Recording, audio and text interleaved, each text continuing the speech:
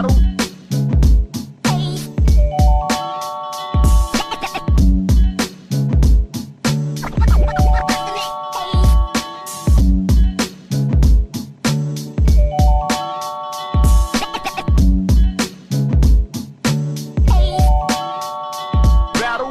right, Taskito.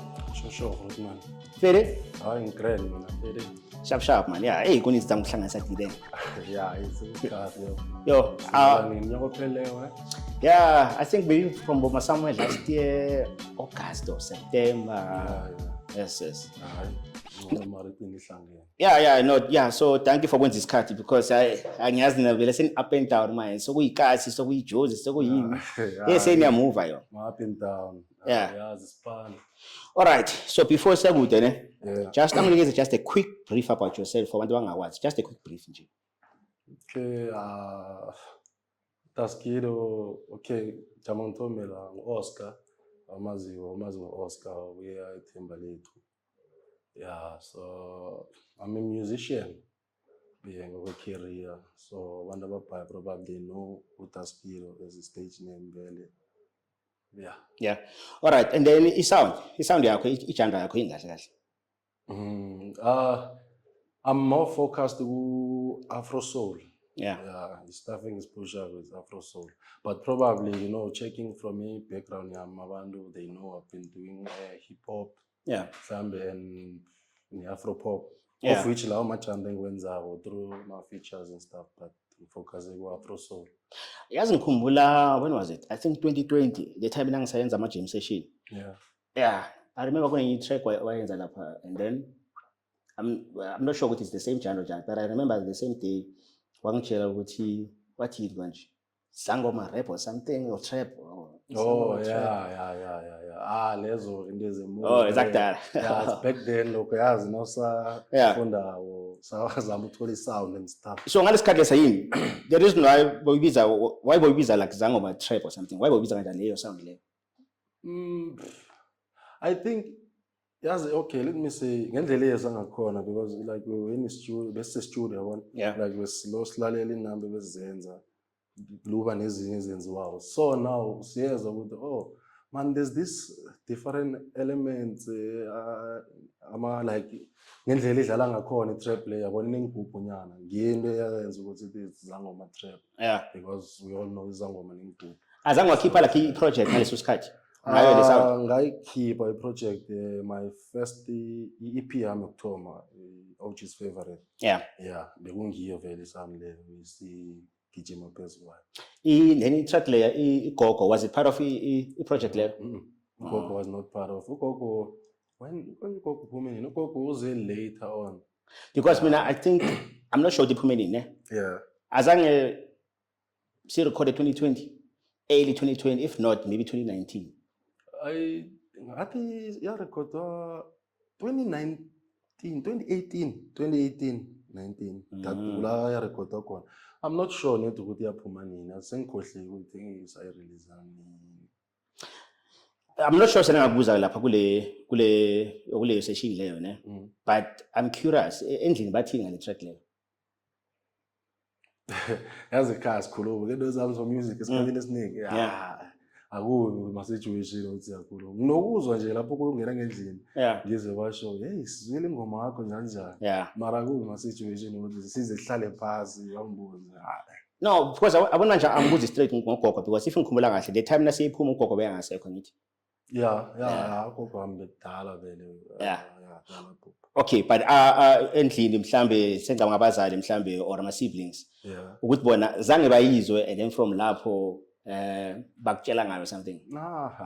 Angifuni ukukhuluma manje. Ekhaya inozo music. What if azange bayizwe mara? Phela le track le for me I feel like you mean something. Bayawulalela music yami.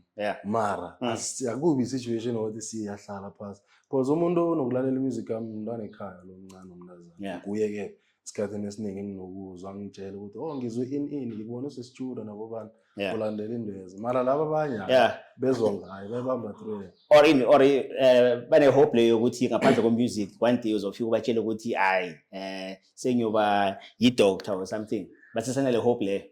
Not really. Ayibona bayazi again, like they know ukuthi vele ale izenzele music, ina stress. So they know and ba supportive like they bakhona like abanye endlini bebacula before wena or like are you the first one endlini ocula?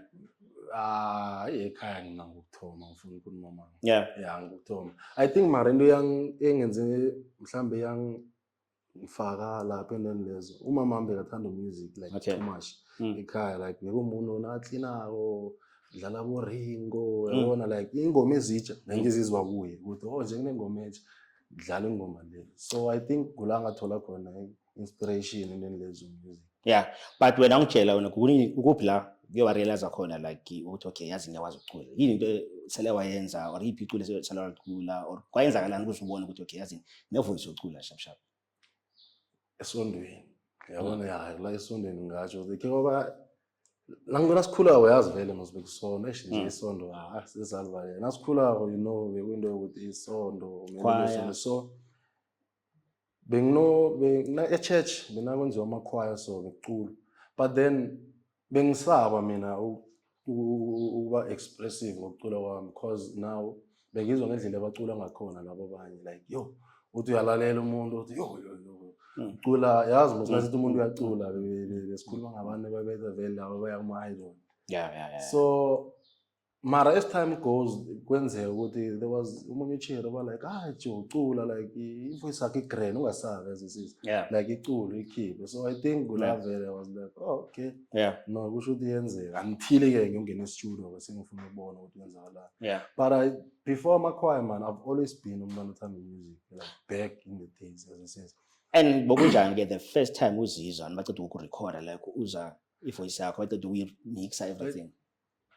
I think my first recording was ngarecorda kuThulibathi bengisese intwana man. I was doing grade 6.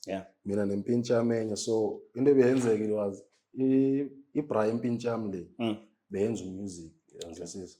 So nayenza music mina nangiyomvakatshela nokuzwa like badlala inamba zabo nini ngifika bayabhala and stuff. So kwenzeka one day babhale ingoma about awareness bebafuna ama voice wabentwana. Then they were like amara ina mozihlezi simbona ndla asivale so record. Was it high school, primary? I was bengise primary when I was grade 6. Primary. So I don't know if you know 5 Aries. But Thulibati uyengazi Thulibati. Like in the artist nalo khuluma ngayo. Yeah, my artist bebayithu bebayiju. KC no PZP like amangalo kwelizwe. No KC no PZP. So wabangibe laba like sikambe so record kwasifuna ama voice. Sa record ke sawezwa ama voices okay sizwakala so even though bengasingoma yethu besicula into leyo mara ziyafaka itshisakalo le ngaphakathi okay no into le iyenzeka kanjalo. But langalelo akusile la ngasalela kuchange la kwenza ubone ukuthi yazi maybe ipath engizoyithatha le maybe indlela engizoyithatha le. I think lele la ngenza ukuthi kube ngithi indlela engizoyithatha. It was ingoma engayikhipha ukuthoma. Okay. Like nothing I recorda. Le engayirecorda then yakhona ukuphuma ebantwini. Of which my first ingoma uzithole. Taskiri uzithole. So ikhona online. I'm not sure. Why am I first track engafuni kwafaka online ngaso ngiyamanga? I'm not sure ukuthi nami ngisenayo ingoma le yakena. Ngisenayo. No, I've realized ukuthi mostly nonke ama first track anawo. Mina singicala ukusola ukuthi ninawo but it's just that aphethe yini kuphela and awufuni online ngoba maybe nisi happy ngabe bengisanda ngakhona ngisaqala. Kanginawo mina mara azi crash mse. My hard drive zalahleka So benginayo because ingoma ukuthoma engayenza was impilo emnandi feature uCasey. Then ngarecorda uzithole produce nguKairo Ake sibule kuphi asibele endabeni yakaThulibati uThulibati konje useThola ne so okay ngale nkathi lezo yazi uThulibati ka-mention kaningi la now sengiyazibuza ukuthi kahle bokuyi producer bokuyimuntu abantu abaningi beproducer ngaphandle kokuvuthela like around ngapha bokuThulibati bokulabo ehlale ngakhona e-studio for record like I think so because I ngikhulume much on that because bengiseseyintwana mina ukuya e-studio sakaThulibati ngaya via i5 Aries. Alright. So via sana 5 Aries ekasi bezikhona intshulo yakhona amajitarana intshulo ebesirekhoda kiwo la thina safundela khona wenza music abomagazi no Jerry amanye amajita ngibo labo ke bebane equipment la besipana khona but back then uthole bathi ya besimazi bebazi ya sivela vele sizintwana besazi because I think mina la ngarekhoda khona ngathi umsipana it was the time akhiphe I'm not sure if mina yaziphilela or le enye but there was this one song very ngikho igama layo mara ngicula yakhe very popular I think boma sara 2010 or 2009 I think it was 2010 ne because bengenza grade 6 it was 2010 was I remember kunecula lakhe very popular ngale nkathi lezo vele so amtshele uDirect off camera bongitshela ngoDirect ngoKairo ukuthi there's a song owenziwe noKairo ne mina phela uKairo for mina sengimazi just nge3 step or afro tag whatever but it sounded like ngathi whatever iculo sale walenza naye the afro pop or something even from uZithole nguye wadlala uZithole ingoma engisho ukuthi ngiyo ngathi nangiyikhiphayo ngabona ukuthi okay musi potential ikhona ne respond yaba grand so ngale sound leyo ngiyo phela maculo wenziwe noKairo na again sasipana phezwe after uZithole ngadropa ingoma I think I drop Isiphuze. After Isiphuze nezinja zami I decide to drop a project. Then kwaba ne number ngiproducela yona She Takes Me High ngapha. Okay. Yeah, na idlale nguye. Now akekho online. Akhona those ones ayikhona. Because it's a part of project of me the OG's favorite. So isesekhona ku YouTube. Okay. Phela mele ama track lawo kahle abantu abanye bazoba ne interest. Ukwazi yabona especially maybe laba zange balalela amatrack akho wakudala yabona so at least vele nangabe uthi akhona online I'm sure after la kunomoya uzofuna ukuyicheka le project leyo yabona so yini le project leyo ukuthi uthe ingama layo the OG's favorite yes okay so kunama album wakhe lawa uKairo lawa I don't know I think was it after 2020 manje ngikhohle ukuthi album yakhona akunala sale wakufeature khona ku-album lakhe liwani nazange ngisibhale naye ama-album akhe okay shooting ngicule ngifanisile manje but azange ube necule afro track wena afro track engayenzayo I don't know afro track or afro house but ikhona engayenzayo i-one but it was not with uKairo wayenza nini so I think 3 years back because I feel like kunecule ke ngalizwa lakho leyo akusingela Pastor Snow unenye ingoma engayenza no Pastor Snow maybe yile was le ngiyinambi out not ukuthi ngiyakhumbula mhlawumbe khona ingoma engiyikhohlayo no kuze ngicabange lokho ne I think because of ngale nkathi lezo there was a type kunenye project la bekuno Pixie khona bekuno bathi bani Taps the Most High khona so mhlawumbe uphambanisile no Taps khona bano Pixie so I thought ukuthi maybe nawo khona lapha because of ngale sikhathi leso ngiyengeza i-track nyana yakho angazi bo afro house or afro tech yena zange search ukuthi ubani but I assume ukuthi hayi I'm sure ukuthi naye kule project leyo hayi mara angazi angikhona ukukhumbula yike ngikhumbula no mele if azange nenza next let me niyenze ke because I have a feeling khona manje especially ngale sound leyo uKairo yenzayo khona manje nawo ngahlangana naye I have a feeling ukuthi ngaphuma vele i-track like nasakhuluma ngoPixie kaso asingena ku shopping on a Tuesday because mina I think out of my track wonke sele ngawuzoyenza ngaphandle kwegogo le shopping on a Tuesday le blind and kuyibe I was ngiyadlala ngeke usafayile ngoma kade too much maybe because of nayo hot man abantu kumele kenze ngcono I think because of nayo hot man ngoba le sound level engiyithanda from dala yabona le sound level yabona especially yazinthandani yabona especially ama artists unga imagine ukuthi bangahlangana bonke especially there's a guy lo konje bokuyi group le yabona rapper le Clip Gang azange ngacabanga ukuthi that guy flex no Taps bangaba kuculela i1 le ngimazange yaclicka next kancane yabona umega ngoba kuyasebenzisana nabo ngiyakubona lokho but lama artists lawo man i combination yabona even na the way ni decide ngakhona ukuthi okay first verse ngina lo second verse ngina lo the way nenza ngakhona lapha khona it was perfect man so ngaba curious ukuthi ehle kahle ibhalo 1 even na le concept leyo nizinjani yakena ukukhumbula kwami nasenza ingoma le besize studio bekungimi Pixie umega there was a session producer Clip Gang. Okay. Yeah, ngimjoyele ngelela session. Then man maybe sesijulo notaribo bani omunye who was man uTabs bekangekho funny enough nasenza ingoma le. Yes. Wafika sekafika nakhona cause sathi nasiyenza I was like man PC awusibethele chorus da. Then Mega was like man gent like asiyeke lento ukuthi always nasengomeni simajita kuno cherry sibe like yenza chorus bese ngina amavesi. Let's asizeni like something different akube ngithi sendlela chorus amajita angina ngeverse. And I was like okay hayi na injalo ina stress. Ngabhala mina chorus le ngabhala ngaba recorder then ke bonke balandela. But funny enough again engomeni leya bekune verse la there was sort of a bridge nyana yaka session. Okay. Yeah, le Clip Gang. Yeah. Ya record ngu Flex beyanga record. I think because I think if ya Flex iqala from go bridge ne.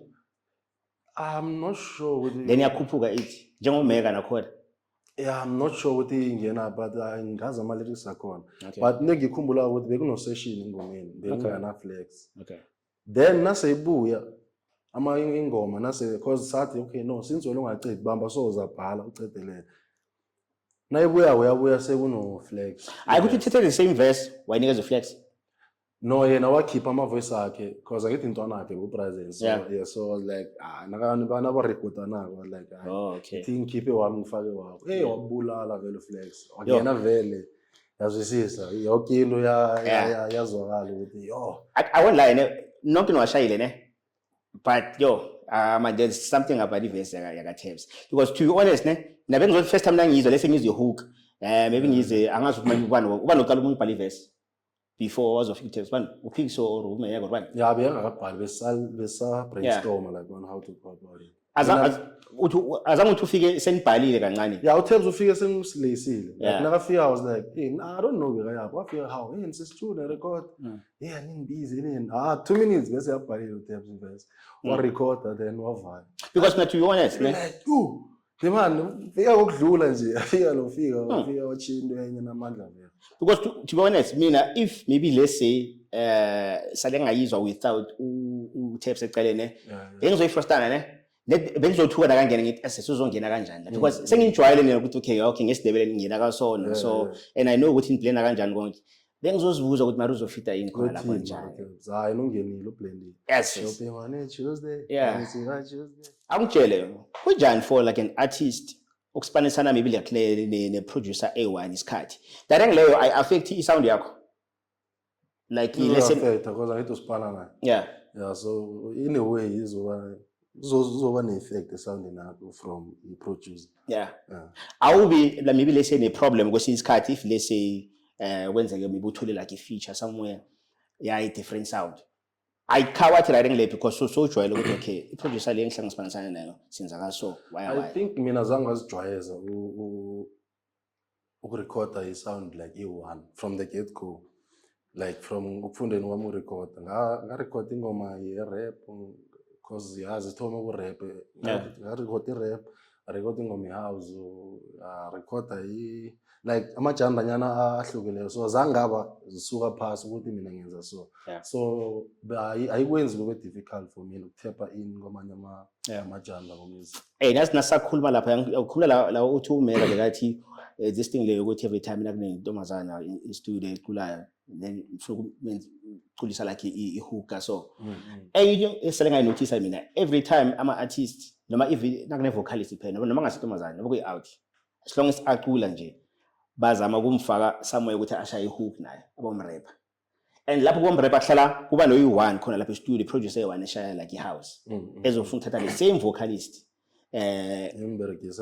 for kwenye track vale ngingafeel ngathi niyayuzeka or for nina ngivane ithathe ngokuthi sekasi sonke sisazama it's music man senze music so in a way ngicabanga ukuthi ngidlelezele ngingazi mhlawumbe ukuthi ngikuzwa grand mara na ukuthi like mhlawumbe njengathi sisipane noCherry kube nenye producer emncane wabo imfuni like sengisho any vocalist like maybe even nawe so ne let's say uyafika e-studio shop bashaya i-trap, so uyazi ukuthi okay bazofuna ukuthi ngishaye i-hook ngoba ngiyacula. And then uyashaya i-hook nenza whatever, and then while nisahleli kaso uthola ukuthi u-impress enye out enye eshaya mhlambe lesi different genre house, lesi boma afro tech or something angazi, or piano like uma soulful piano, then ithi man ngiphethe i-beat leso la ngicela just ulahlele i-hook khona la ishota nge-vocalist. I'm not saying ukuthi kumele ngakwenzi lokho ne, but I just feel like ukuthi the first thing abayicabangayo e-studio naningena as ama-vocalist ukuthi demand mela azosishaya i-hook la, and then la mela azosifakela i-verse la kule house. I don't think ungafila wesifu mhlambe uyuzeka because wena self nawe artist osesitudio ufuna ukubereka. As it is. Uba excited nabakunikela ispan ukuthi nandi beat ngena la nandi beat. So ngibona ukuthi ngingaba i-issue. Not unless ke sekuma situation ukuthi nabanye bathoma ukurobha abanye in terms of nasekuyobhaliswa ingoma. But nasathomako ubi flop kumnandi khulu befuthi nakuzomunye nawe sengiyawazi China okay uGrand ikuyisa connect as it is. So my ikasiza kanjani ke lesi mvele nazirecorded na enjoy na pause nenza na groove like ngihlala nse studio waya mara kwenze one day ikhiphe enye hit serious and belihlele belisipushela kuphela. And as these days when it is snippet nyana about 1 minute or maybe 30 seconds nyana or something, then igijime blind. But thola ukuthi maybe yabona kufanele nje shop unyo Tuesday beningayi phela lapha. Baningi lapha. Singabi yimi tabs omega flex upix. Yangithola like nani saw and then from lapho and then manje kwenzeke ke kube I don't know kube ne record label indaba. I don't think these days science kanjani ukuthi ukuthi kusese indaba ye record label izofunana nama artists yabona, but kube maybe nabantu abane interest kule track leyo yokuthi vele igijime blind. Vane ingalwisi in a way that something so like from emakasi ngikhuluma like from emakasi. I think esikhathini esiningi la ngena imali khona nginenkinga lapho phakathi because mara I think nayiza from a perspective yokuthi ngasimali isifuna investa engomeni le whereby everyone uzoba equally shared as this is ishare yakhe.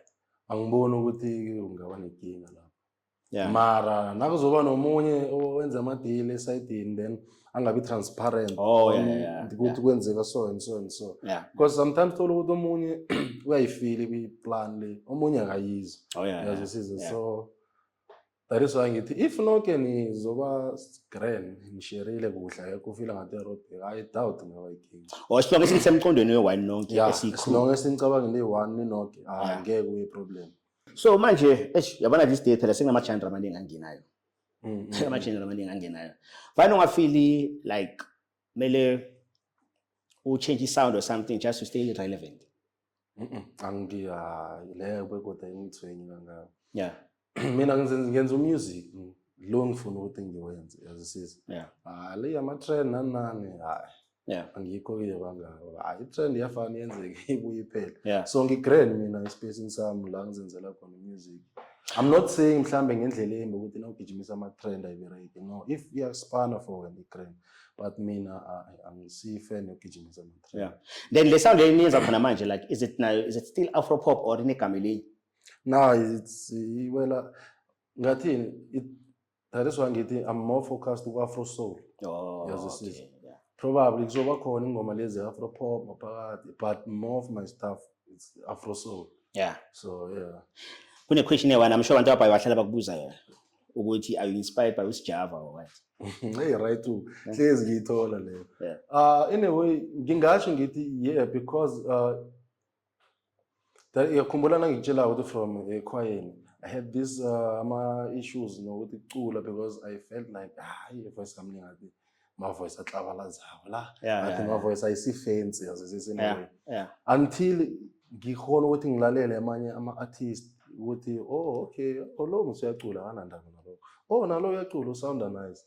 So naye uSjava anyway it was a situation whereby nangimlalela I was like oh musi no you are sleeping on lento le balo bakutshela ngayo from ekhwayeni as usizwe Sherlock was like nacho ucula like yenze lento ufuna uyenza ungasabi ngevoice. So sala meet kahle kahle.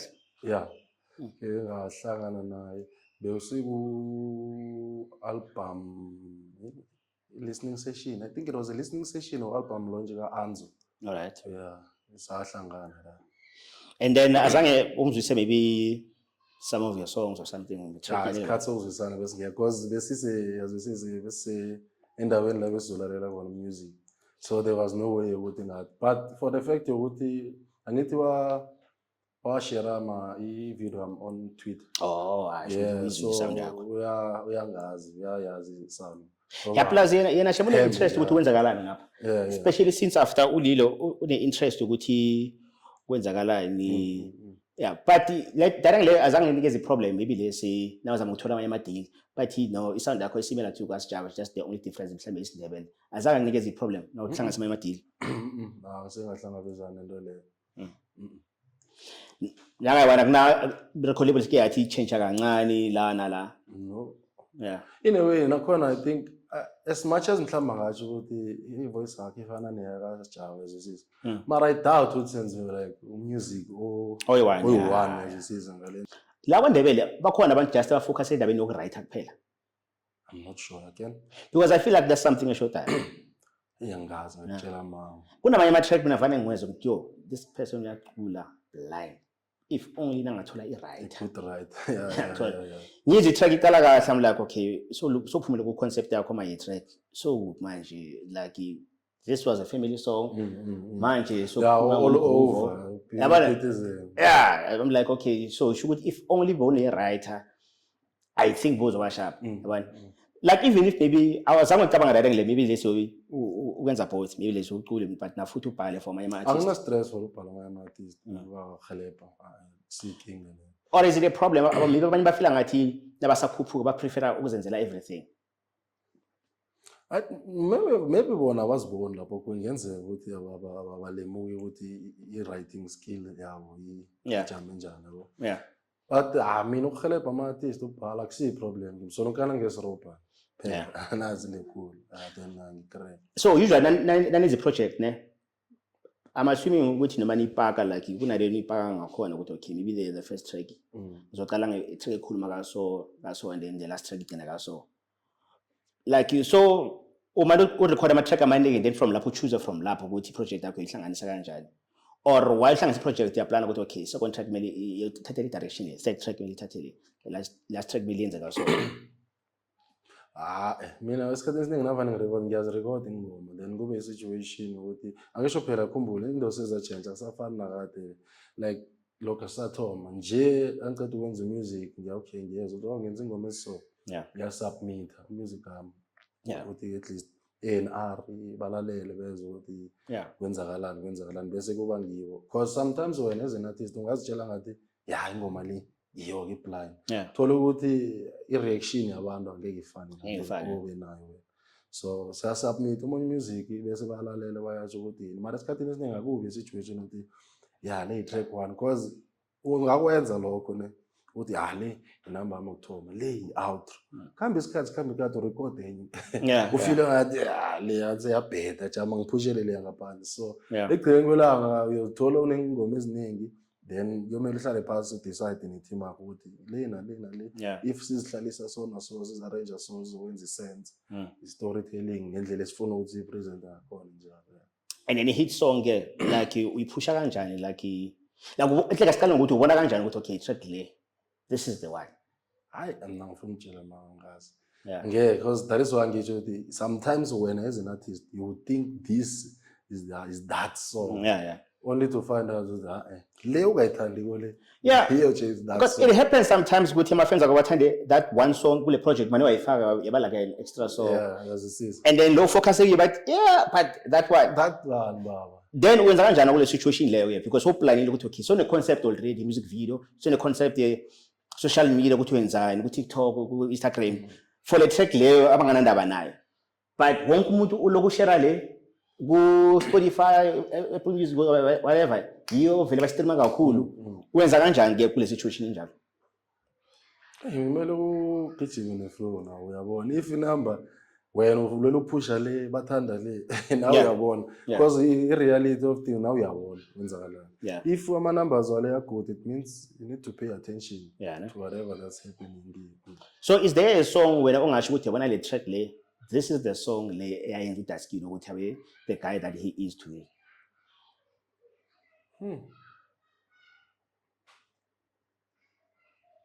Yeah, it's so difficult. But again, I mean, let Chamangibek in terms of a favorite song, Ihliziyo Yami Iyalila.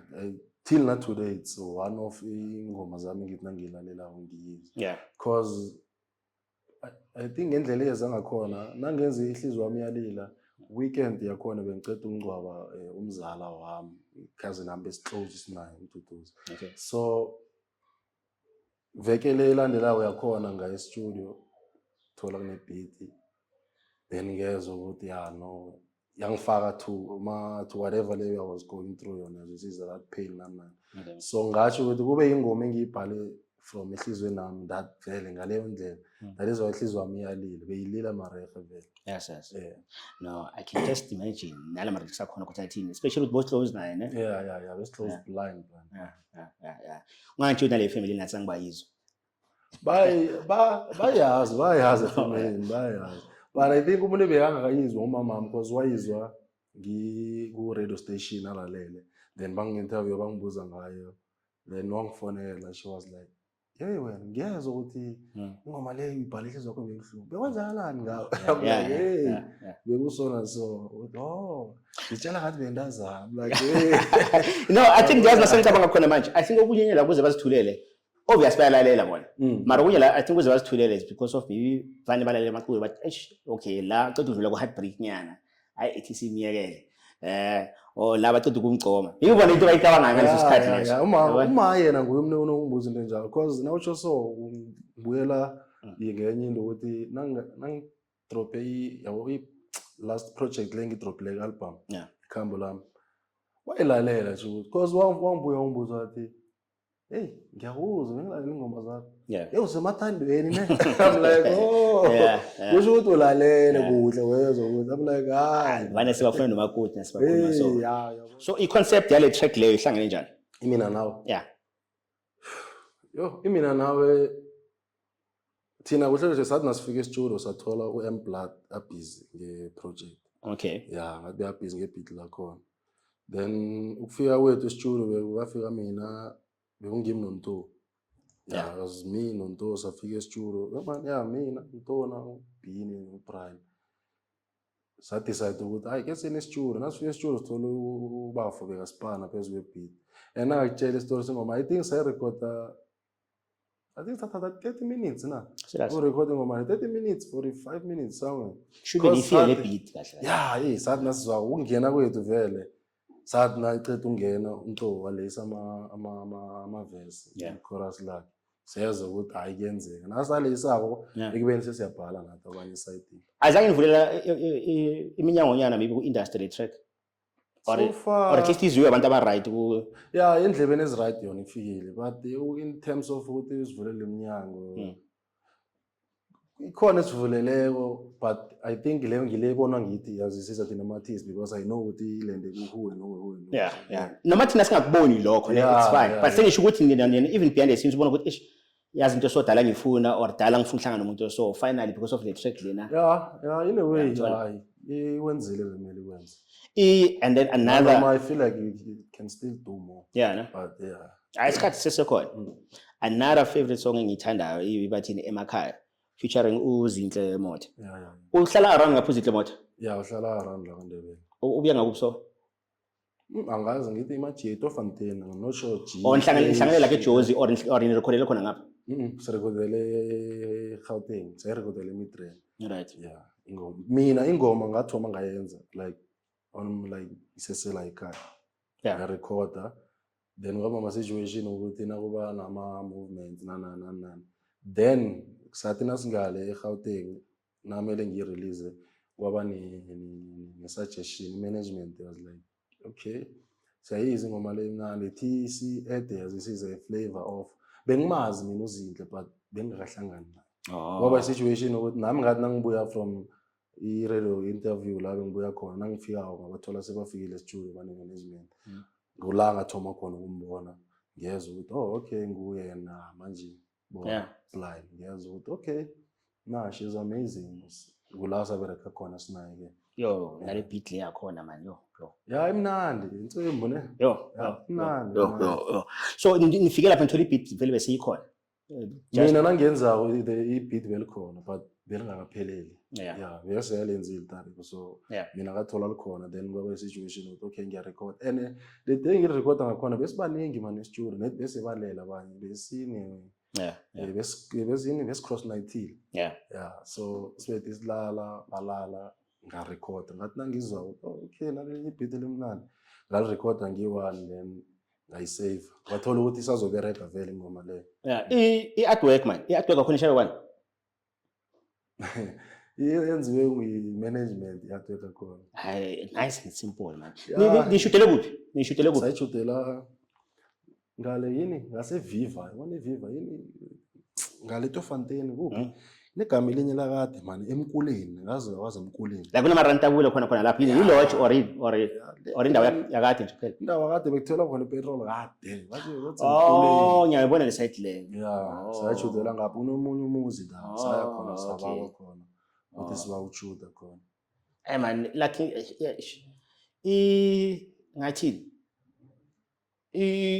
inokudala ne but na futhi like yaspana for ama-artwork wa-today yabona man like color grading everything the way behlanganise ngakhona man artwork akhona leyo savaya sashuta Snow-Lloyd benginguloyd nozinhle then after shooter sasubmit inthombe mina ngabuya simi sebangibuyisele i-artwork ngiyo le nami sevana ngibona ngathi hayi this is the way.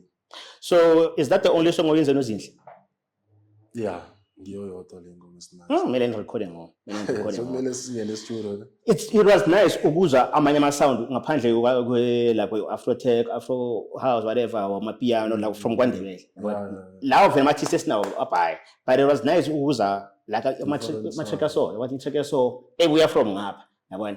Because khona manje lela le mina ngibeka kuyiline yabo Danya, yabo Black Diamond, nalaba ngibacethe ungena khona manje ngiyamkhohle konje ubani lo vana acule noDanya. Bathi bani mawelele ne mfana ngithi mawewe yazi angazwa ngihlala ngisho so angisekhona ukuthi I think i-episode yaka Blessings lokho ngibhizi ngithi mawewe like leyo sound leyo mina ngipicture one day urecorder nabo but ngesindebele lapho ungene yabona ukuthi maZulu vele bashaya change mina ngiyangithola ngangichange vele language ngiyozoyiberegisa because what's the use ukuthi ngiyoberegisa any language because number one angeke ngikhulume ngendlela erehe like ngendlela engifuna ukukhuluma ngayo ilanguage engikhuliswe ngayo nangiyokhuluma isiZulu ngizoba nama loopholes la uzokuthi nawuhleli nomZulu uzothi mara we don't pronounce this word so thing as you see yabona man so awugisina ngiyazi awucabanga ukuthi yenye maybe enza abanye ukuthi abafail maybe nabasuka la baye Gauteng or even nama A-list abasuka from la baye States bayosawuna njengama Americans or abantu basuka la kwaNdebele bayosawuna njengabajida baseSoweto or wase-Israel whatever awucabanga ukuthi niwe enye into evanenze ukuthi abanye ama project abeslow ukuthi bafikele bathole basound exactly njengawo. I feel like the moment uletha into already sinayo like uyazwisisa ukuthi if you're gonna sound like yayabasipanela abanye that is why sometimes into it's uyazwisisa khona abanye ababerekela ayithola imakethe omunye azame imgaphi imakethe because they feel like mara there's no difference than laba bethu now and funny enough bayithanda isound yethu like abantu bangaphandle too much le original yethu not la sizama ukusounda njengabo like original yethu bayithanda no because abantu bahlala hungry for something different once waletha something different because okay asigene just kuma piano kancane there is no for mina fana njengolimeke angenelela la so it's because of the style lespesinyo yabona mhlambe George dala angenelela khona ngara lethi khothi ukuthi ubuya kuphi maybe dala angenelela from ngara mara nase sizwa from kwamanye ama province sifane interest same thing now the same thing like intona leya la nhlangana uBenzo, same thing, because there's something different. So for me I feel like the best way ukuthi vele khona ungena kahle ku-industry ube ne-sports sakho vele kumele uthole noma ungaphanga English, noma ungathole English is fine, but find a way ukuthi ube unique. Yangithola. Yeah, so asibuyele kuwe ke usayinile. Yabona le question leyo vele ufitshela wonke umuntu wandebele manje ngathi sengizombuza yona. Ngisayile mina ngasayile. Yeah, ngiyangithusa bani hamba nikahle la nanibuya la nibuya ngihawulisa mani. Ngasayile. Yeah. Ngasayile. Yeah, okay, so wena ne knowledge yakho kahle kahle yini i-difference between i-distribution deal ne 360 to wena ngendlela wazi ngakhona? 360 is ilawula konke. 360 vele konke into eyenzeka la around kumele kube idlula e-ofisini azizi. Then i-distribution deal i-deal whereby they distribute my music to ama-streaming stores nezinye indawo la kufuneka khona music. So kusho ukuthi 360 you are an artist, siyakusayina, we do everything for you, then whatever money siyitholako siyayithola, we recoup our money back, we give you whatever we feel like you deserve or ozobe deserve. So should maybe ungaba ne-luck ube ne-percentage yani oyitholayo?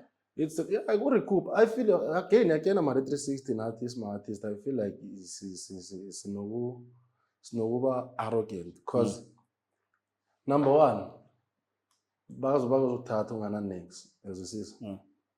Bazoyirecord label lezokwenzela iplan ukuthi okay ntwana awari so uzorecorda la hlala la whatever vana uzokulelo hangana wezokulelo ngegezi kulelo langana ukudla bathekela impahla. They make sure your music uyapopa, they make sure you get ama airplay, they make sure you get ma TV play.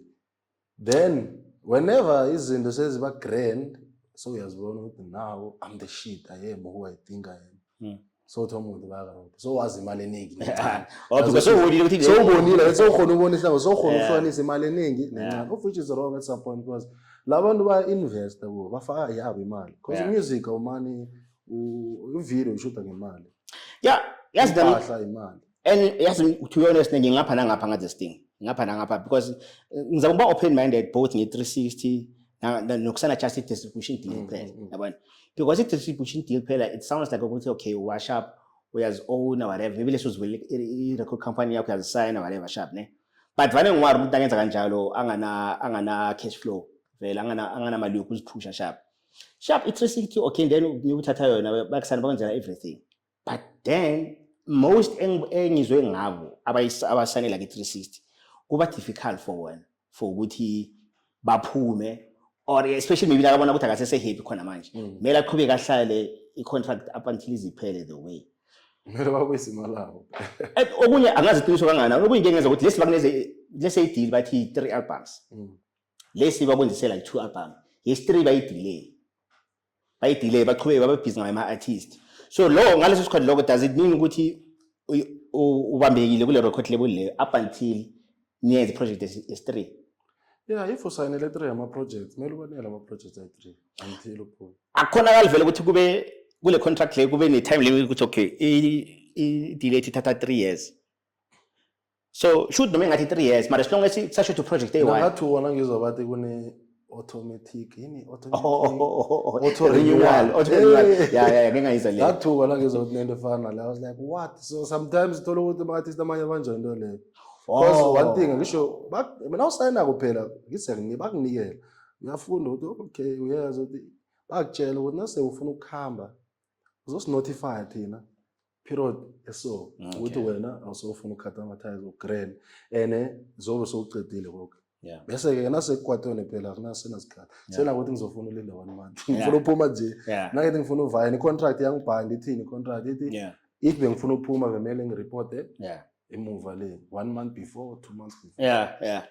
Yes because kuze ngibuze so man as lento ngingapha nangapha ngayo because I feel like abanye baspanela abanye bayispanela and I worry more ngalabo abaseseyini umuntu okhona ukuthi okay sharp maybe leso ne hit song ingenelile yabona akasayina kenza ka next mara kunabantu abane interest ukusayina yabona but at the same time ukuthi umuntu okhona kune chance ukuthi angangenelela nangaqhubeka ayi-1 because angisho sometimes bakusayina kodwa ukusayina naba badama relaxa kancane yabani ke siphushe lokho sizoza lapho nalapho sikhale usashisa endleleni awusakhona ukwenza okunye badayi man inabe inkinga isuke ibe wrong la bathi ungarelease ufuna urelease enye frustration iza lapho as an artist ngiyi-artist ngifuna udrop and nina nithi angikwazi udrop njani.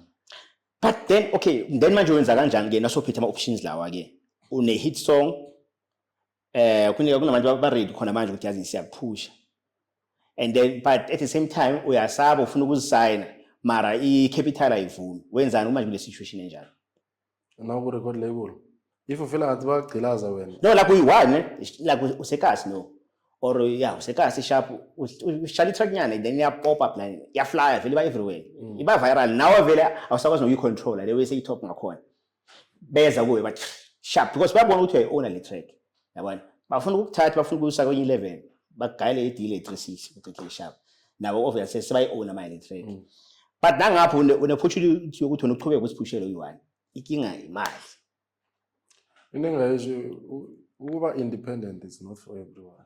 Yeah, no. It's not for every artist.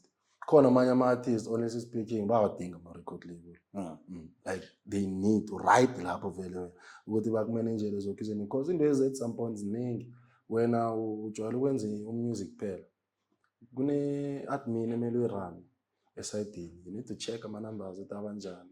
We need to make sure ukuthi i-brand yakho uhlezi on point awumbathi into ephuma out of your brain at some point so into ezinye lezi ama-artist awadingako then amanye agrena yaba independent so judging from indlela ongibuza ngayo ngelokani ngiyasho ukuthi kuma-situations anjalo whereby the number it's popping and inkinga imali yabona if there's no funding ezoba khona what's next after ngoma leyo. Do you think it's necessary ukuthi vele ube-based eJozi now into music? Sometimes ingaba yes and no. It works kabanye it doesn't work because sometimes kuyahelebha because uyafika uhlangane nabantu benza into yenzayo nikhona ukuthi niberegisane ni-connect ni-movisane yaphambili. Sometimes uyafika ingasipani. Before yaphambili omunye uzofuna ukwazi ukuthi kahle kahle nina ukusuka la ikasi ne ukuya ngale already bese nine connection iphethe ukuthi okay hayi siyazi so sohlangana nomuntu osonde sizoqala ka so or nifike ningazi imoto nathi yazi sizabona from lapho sasuka bese ngazi imoto sathi move sithola indawo sazoma indawo then we decided because now this thing ukuthi I feel like nang that side music ami ungamova ngcono ungahlangana nabantu abangcono like yazi sisebafuna understand le nto engenzayo then decide ukuthi hayi kumele sivayeni so we made ama-plans emele siwenze esayidini ukuthi sifike lapho esikhona savaya then mara besingazi imondo honestly speaking ukufika kweni ngala benifunana maybe nalana kunama-show khona okunama-artist maybe leso ama-elista or maybe lagcwele khona la nazi khona ukuthi okay lagcwele ama-producer or la kunama-session nyana maybe every Thursday or something nafuna ini nayenza ebekunokuba nama-session kokuthoma ne besiyenza this thing yokuhamba ukhophotha yabona nongena endaweni olaswa o-DJ bakhona because isibaningi abanye ba-DJ abanye bayacula yazisisa so sikhamba sifuna nazi nenhlanhla uyangena ungananhlanhla ungena because another thing I think iyazenza ukuthi decide to move bese sesinawo amanye ama-connection but now we are suffering through into leyo ukuthi namele sihlangane ni kude so already besazi ukuthi okay mhlawumbe uzibani nozibani nasingaba sizokwazi ukuthi mhlawumbe nasimfonela uzokhona ukufika. Okay, so kahle shuthi social media incedile ngokuphosta into zeni nitsesela so already anifika ngale bese at least kunabantu abayi-few abawuziyo abasaziyo ukuthi laba nalaba then nasesifika-ke sikhonekta even further uyaba ukuthi la sithola laba nalaba. But wena esi-vocalist azange maybe wathi nawufika ngara wathola indawo yokuthi I don't know maybe let's say maybe every Wednesday kunama-jam session la or something benginokuya kulo Black Labone. I don't know if you know Black Labone. Bahlezi babetha ama-jam session upline. Okay. Social media khona konke? Bakhona ama-socials. If nanganamala bawenza every Thursday. Nangabe ngikhumbula kuhle but khengale performa ku-Black Labone. So ngiyo ama-jam session ebenginokuya kiyo. Okay, ngisifamiliarize nama-artist because kula ngagcine ngihlangene nomjita lo wangidlalela i-saxophone on emakhaya emakhaya there's this saxophone lapha eceleni umjida khona uAgasi loluwa uspana khona eBlack Lavone le. That's the reason why sangifaka amavesi amaningi like already le beat libo soyiza ngathi ne plus nale saxophone le yavela complete because ngathi ngilalela I was like la kufuneka isaxophone ngirealize afika sendala kwesithuko isitri ku Diamond la kunamavesi amaningi I was like yazi just kilo la uthi yazi ngitlek after lokho it's enough ngeke saxophone ikhulume nesoul kuyafuna ukuthi track yazi ngaso ungazofostelela ukuthi ufake kakhulu because ufile ngathi ngiyangithola uyipaka kulo mocha so okay so that day wahlangana kule session lawo cause saspana before uAgasi ngimazi through Oraya Oraya nguye ngathi ngikhuluma nawo like stop ngidinga umuntu odlala i-saxophone I was like I think plug wangigama number Agasi then sino Agasi sakhuluma azange ngiphi stress wathumela ngamthumela ibeat wangidlalela i-saxophone then kwaba nguye ba like since we this side zwakala amashowini namashow asona so ahosta on this side wangiplaga through amajita kamanye ngula ngizokuya khona eBlack Lavone. But then uthatha isikhathi esingakanani ukuthi at least kube ne movement like now phuma endlini no uthi usaye eJozi ufile ukuthi uyela something kuthatha isikhathi esingakanani ngasona ngasho ngesikhathi nyana again because angeke ngikhuluma ngathi sometimes man the situation ukuthi usazama ufuna ukujwayela ubone ukhona ukwazi ukuthi nawuya la enini and sometimes uya endaweni nawuqeda ukuya asithi nje ngidropa la ngaphandle wenza music angeke wazi ukuthi uyokujinga lapha imizi ingaka as it is sometimes into leyo ukuthi need ukuthi uhlale phansi observe mhlawumbe uthome ngokuya endaweni zo music office club nani la ungakhona ukubona until wazi because sometimes social media help umuntu unokuchuda ube like hayi man indawo le ngiyayikena again la kusendaweni esona so then uyakhona ukuthi uye kuyo umuntu loyo la khona so thina akusithethe isikhathi nyana again but it was for that time I think it was okay because amajita they were already signed under the open mic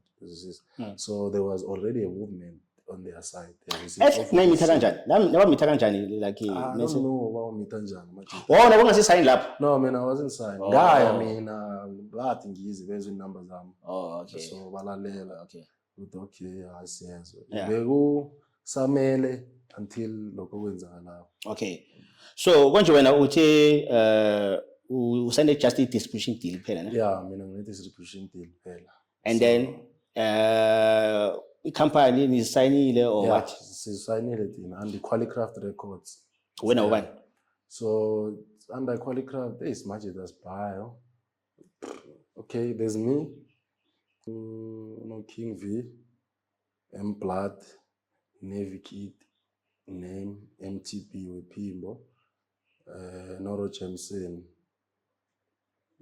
ngiba amajita khona then khona abanye abafowethu who are running ama-admin side for lezini music ngifuna just siye lapho ukuthi kule company leyo ukuthi niphushane kahle so kunama-artist kunabantu abarana maybe like the management side the business side kahle so like kuno-one maybe nim-appointed for just PR kuphela maybe omunye for road manager whatever or just benza ijob yonke bonke so thina lapha isipani sonke siphuma like ngiyarekhoda ngiyamixwa master khona la e-studio then khona abafowethu sibasayinile ukuthi abanye barana ama-page abanye they are on the streets ukuthi bazosiza bazama ama-plans there and there mara for now it was because akusikade straight uyivule last year then for now bese senama-artist namajita asasarane le-admin amanye nalabo barana i-page so we still down safuna abanye if khona omunye umuntu waze ukuthi neskill angasi-add serious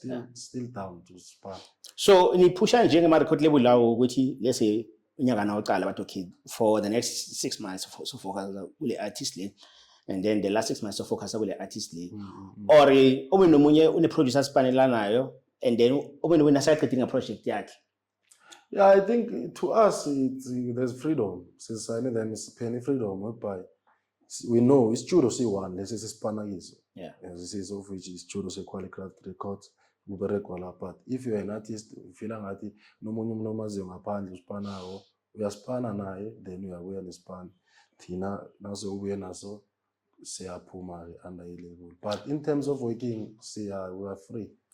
Okay, so since in inside so let I be problem for radio. The problem because now you need to understand. Kumbula le what ipayo. Sithatha kancane into leyo. And at some point they are ngiyo vele ibe because for radio you need to know abanye abantu sometimes not labo wena ucabanga ukuthi uyabazi. Nabantu bangaziwayo like mina. So mara yazi ngisazibuza mara awungitshele nawubhekile when comes indaba ngisho i-radio ibheka kakhulu for ama royalties like i-royalties like every 6 months ka so ngithi. Every 6 months, well, was it? 6. Is it every 6 months or 4? Yeah, 6. Not every 6. Kuba nemali about maybe let's say bebandlala e-radio shop. Every 6 months la bezonfaka maybe la kunemali benizoyithola from nithola kuphi? Khola I2 or I4 somewhere la, I'm not sure. But nithola from kuphi le mali? Nithola from Samro, whatever. Samro, Sampra, and so nibona bani collectela engaziko mina le one I know ngayibona nami I receive it Samro and Sampra bani collectela like ama royalties everything and then bona bathatha percentage yabo. Yeah, but mina for angisho there's nama publisher phakathi labo abantu mele bangene ba check ukuthi ngoma kudlalela nala they collect, then if usayine ne publisher, the publishers will that a certain amount ayo, then bagaya ama artist the amount ya, but ezinye ingoma lezi zenza imali nani iSamro na iyakhona ukuthi beyipublisher yakho if awunayo ipublisher. Okay. So ya register music yakho na then bazocheckela bona because ama radio station angeke submit ama ngazi nento bayisubmit for ukuthi badlala ingoma ziphi naziphi zona zifika kuSamro if awuna publisher Samro izokucheckela zona ibekele zona then bazokunikela imali yakho. So should the most important thing like publisher kahle. Yeah, nangu umuntu ophethe imali. Ngatsho ngibo abantu ebenza isikhathini esiningi benza izinto zenze because sometimes uyadlala ama music mara bakhona ukutrace. Fana na la isikhathini esiningi ekhaya. Indawo eziningi edlala music I doubt they pay license ukuthi badlale music. So uthola ukuthi la ekhaya la kunomuntu obhala amaculo or producer somewhere kunemali angazi ukuthi uyayideserve somewhere. Yeah, khona ama claim royalties akhona fana lokho nangabe uyi artist. Mara una Samro portal azange ubhalise khona imali yakho bayibeka ngihlezi ngigeje umfowethu omunye ngoba ngitshela wena imali yakho ikhona wena. So akuna isikhathi sokuthi maybe nangahlala bo ma 5 or 10 years ungayilandi then awusayithola whatever. I'm not sure ukuthi nake mara isemzansi la cha ukuthi yenzakalani imali ifa lokhu uhlala isikhathi 6 months yagwinywa umjini uzothi igwinywa umjini obviously ayisekho so yazi lento engisazibuza wena I've noticed abantu abaningi bahlala bakhuluma ngaloko especially laba abathanda indaba ye radio basathanda ukwenza izinto the old school way kakhulu hlala kubalabala kakhulu ngama royalties yabona mara ngizibuza into ewana obviously Trackness is saying new I know izokwenza imali eningi for the next 2-3 years Trackness is saying new but then what I think izibuza wena hit ya 2019 uzongitshela ukuthi isayenza imali ama royalties are serious khona manje 2026 if isadlala nasathola iplay sa generate or then idlala but ngiyacabanga maybe ama station la uthanda ukudlala old school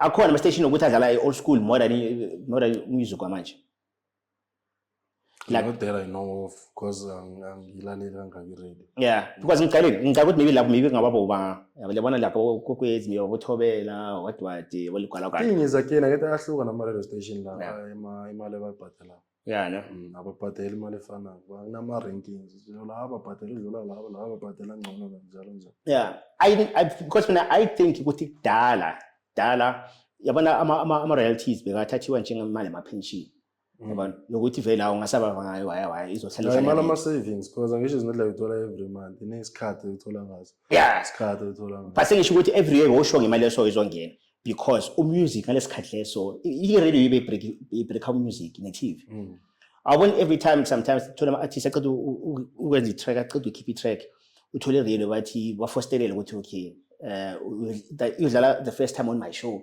bafosterele lokho yabona especially ama drive time nama breakfast show now keep music video thola bo live amp bonke labo in channel or whatever MTV balwele ukuthi kube yibo abadlala i-music video for the first time manje this thing let's senzela zona online into lezi sezazenzela nje yabona so kana nje ku YouTube abantu focus nakulethe music video sifaka YouTube. Yeah.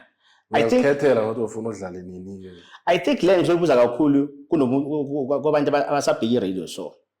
Like abantu abasafocus endaweni ye-radio kakhulu. Because mina le benza ngakhona ngokufocus kakhulu ku social media ku internet. Mina I feel like really that's the that's the ngathini man. Like indlela yamanje lokwenza imali for mina. It feels like that. Yeah, I feel social media is the way now. Nami into ngisazama ifuna ngiyastruggle nyana. Yeah. Because angisi I think so. I think the best thing is to push to a point where uthola ama gig. Yabona. Mina I feel like khona manje imali kuma gig than ama royalties. Yabona. Maybe yeah, so what nayo ama royalties if uthole play grand. Yeah. Imali grand. Imali grand. This if bakubhalisile kuhle into zakho zentswembu. But do you think ngayenzeka lokho nje for more than 3 years? Uthola ama royalties. Abonakalayo. Yeah, for more than 3 years. For 2026. Mina with me azange ube njalo ngingazi abanye ama artists ukuthi bona mhlawumbe ngiba i-experience na. Okay, yeah, if kunjalo let's say if maybe akhonakala ukuthi vele ama royalties. But I doubt ukuthi azofana because ingoma ngisho uhola per spin and there's no way with each and every year when ungathola ama spin afanayo.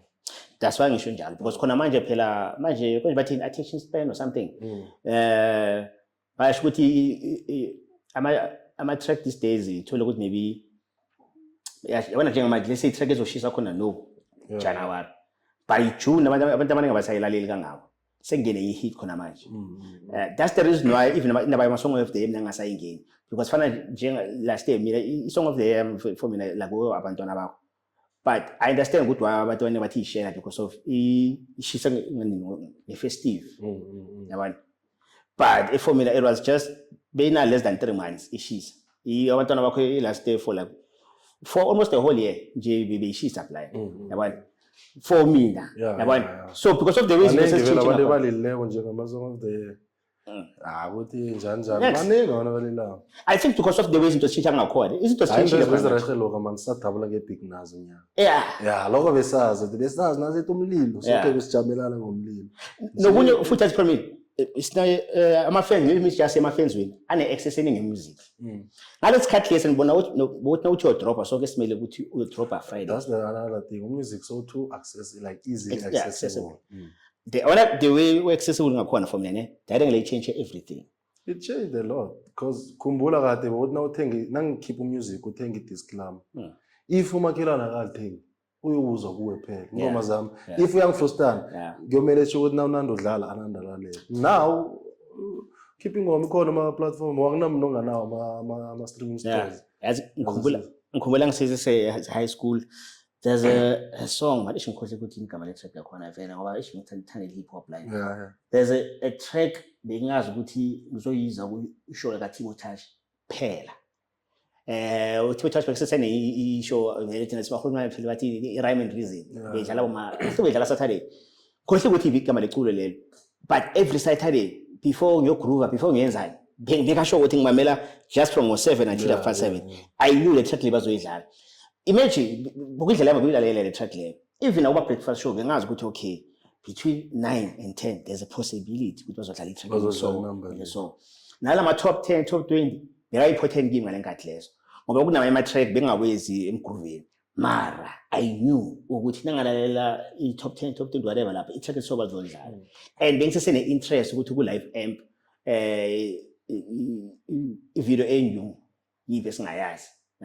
So it was fun man being excitement so khona manje like I think the way music uphuma ngakhona ne into zabe kuyishola kahle ngizafuna indaba le ama royalties mina I feel like akasese important the way beka important ngakhona kudala unless if ama record label la kuna something abayibonile and then from lapho that's the reason phela ama track amaningi adlalayo into enginothisi mina e-radio yilabantu abasayiniwe. So that means ama record label ama royalties amaningi asayiwe yabona because bengisazibuza ukuthi since ama record label ngobuningi beni ngasafuna ukusayina ama record label asaba kanjani ngaphandle kwenu. Azohleza survive clever good they always make a plan. They will always find a way to survive. Now ngicabanga ngathi ngidaba ama royalties Yeah, yona ama-royalty because angisho phela ama-royalty nje even nama-streaming platforms anama-royalties. Oh, konje nalokho. Yes, nawo ama-royalties akhona la. Yeah. That is why kunabo-streaming farm. I don't know if you've ever Yeah, had a streaming farm. Yeah. Lezifana nalezo because nemali nalapho ekhona. Yes. Egijinyiswayo. All right. That's good. I think it's enough for today. Yeah, let me just say for today. Because plus we busy, it sound different, or it sounded different or just. No, it's more of it's a Makai sound. It's more of I think niggas is car to ungena kule sound le ungena. And then after lapho la ngibona ukuthi okay yazi. So ngenile kahle then so wenze nezinye izinto. Ngiyomela senze part 2 kahle. Ke ngibona ukuthi le sound le yeah. Always down. No, thank you for kuzwakala bwana. Anytime.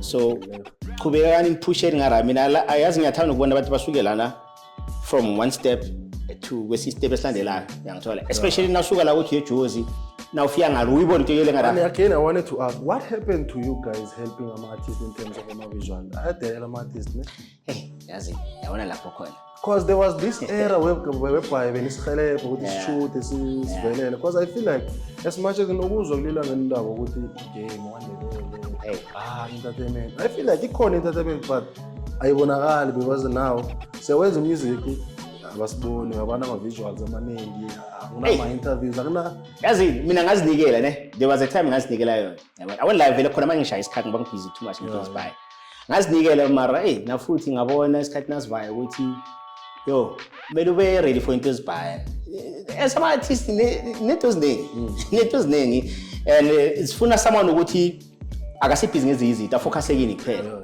ngithola because namhlanje today kusasa adelela mathi that is why amanye adelela too much and I've realized akusimnyiwa like most develop abantu abaningi bebashuta there was a time ukuthi almost every artist ngona ngikhuluma ngande ke sabona ama music video omunye uyihelebha into leyo because a lot of us basazi ngaleyo era mama so hopefully we can reach a common ground thole mhlambi abanye who understand better and do things different yazi shayabo lasiqala kwane hype omunye nomunye ufila ngathi ihype le ikhona because of me not because of Flo not because of you uyakhohlwa ukuthi bathonywe impaka amyathwe mina ngiyashuta kuphela ngibhali angiproducer ngenze mix angisifake lapho so obvious mina ngidlala ipart eso and that's ukuthi ipart ngidlala ikhulu kangakanani yabona so mina ngidlala ipart leyo ngidlalele wena sharp I think the difficult is understanding Maros. We fail to understand Maros.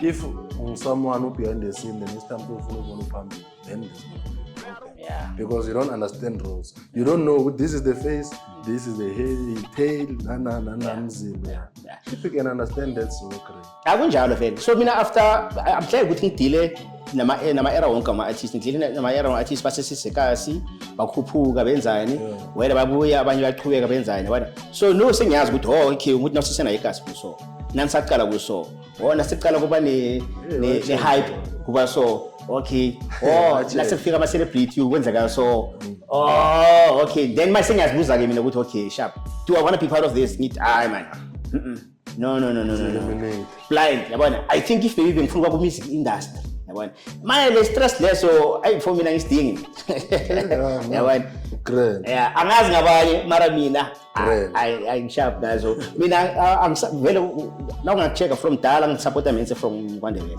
yabona especially you've been supporting ngithola ngihlala it doesn't matter ukuthi wena ngispanisana nawe ngispanisana nawe ibisana lapho ngiyifrostana ake ngifihlele ngizokutshela and if maybe ukulisa something ngayizwa ngayifrostana ngizokutshela vele from dala noma ngibona ngathi uya give up ngizokutshela ukuthi man qhubeka wenzani from dala vele ngiso yabona I think for me it's better nangiyidlala kaso kuphela manje ngingasabi part of my brand ukuthi ngizwane wonke umuntu yabona asiyekele vele netla ayidaba le vele shame idaba baphila kwendele no so good luck for lo nyaka lo yangithola push keep on releasing ama checker crane sizo streamer so this year you're going to see the best of me push the way sizanoza ngaba ukuthi release ini what wena silonge suposter wenzani hopefully kuzaba namanye ama collab serious hopefully nawe uzoba ne jab nebalabala yakho yakwaNdebele ngesound yakho ngithola ngesound yakho angisho ukuthi u change sound yakho Sure. Creative Circles with K Forever.